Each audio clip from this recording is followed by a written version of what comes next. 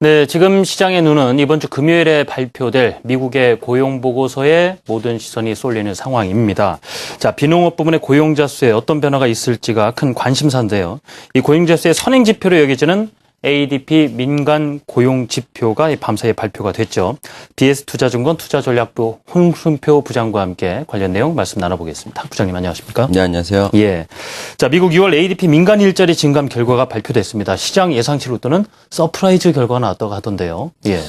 예, 최근 지난달 26일부터 코스피가 급락세를 멈추고 반등 흐름을 연출을 했지만 이번 주 들어서 코스피가 추가적인 상승에 어려움을 보이고 있는 것은 이번 주말에 공개될 미국의 6월 노동부의 고용보고서 공개 결과를 통해서 연준의 향후 양적 완화 규모 축소 가능성을 가늠하고자 하는 심리가 코스피에도 상당히 좀 반영이 되고 있기 때문이라고 볼 수 있습니다.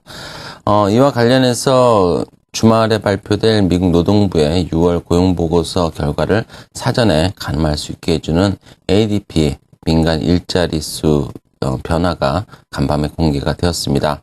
일단 민간 고용조사 기관인 ADP에 따르면은 지난 6월에 미국의 일자리는 18만 8천 개가 늘어난 것으로 집계가 되고 있습니다. 예. 예상치인 15만 개를 크게 웃돌았고요. 전월치인 13만 4천 개도 역시 크게 웃돌면서 미국의 민간 일자리는 지난 2010년 2월 이후에 41개월 연속해서 장기간 플러스 증가세를 이어가게 되었습니다.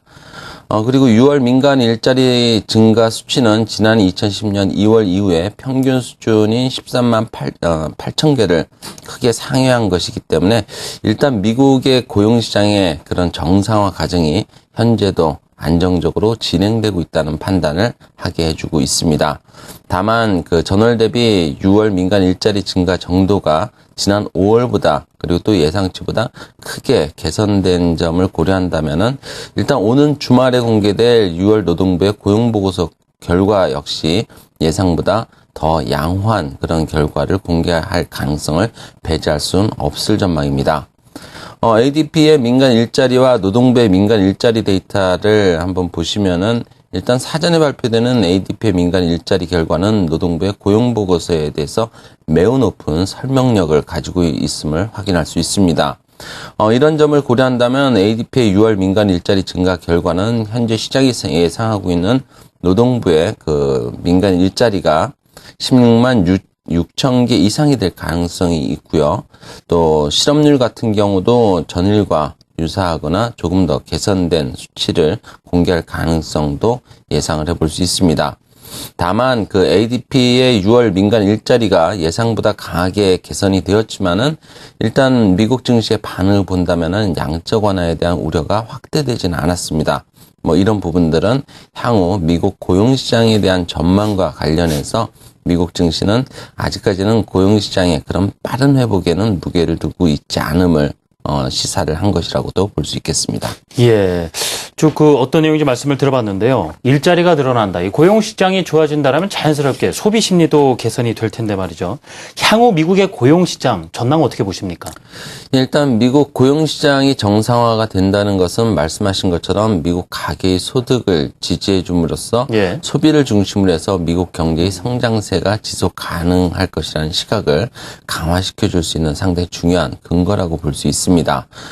꾸준히 미국의 일자리가 마련됨에 따라서 작년 말 재정절벽 이슈로 급락했던 개인소득 증가율이 최근에 점진적으로 우상향하는 그런 추이를 나타내고 있고요. 미국 일자리가 늘어나고 있다는 것은 지난 2000년 이후에 평균적으로 미국 개인소득에서 66% 정도의 비중을 차지하고 있는 임금 부분의 증가와 함께 가계의 소비력을 확대시켜 줄 수 있는 요인이라고 해석을 해볼 수 있습니다. 예.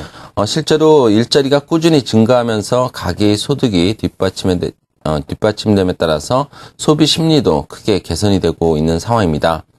컨퍼런스 보드 소비자 신뢰 지수를 보면은 지난 2, 4분기 이후에 민간 일자리가 증가하면서 단기 저점을 확인하고 지난 2008년 1월 이후에 가장 높은 수준으로까지 상승을 한 상황입니다.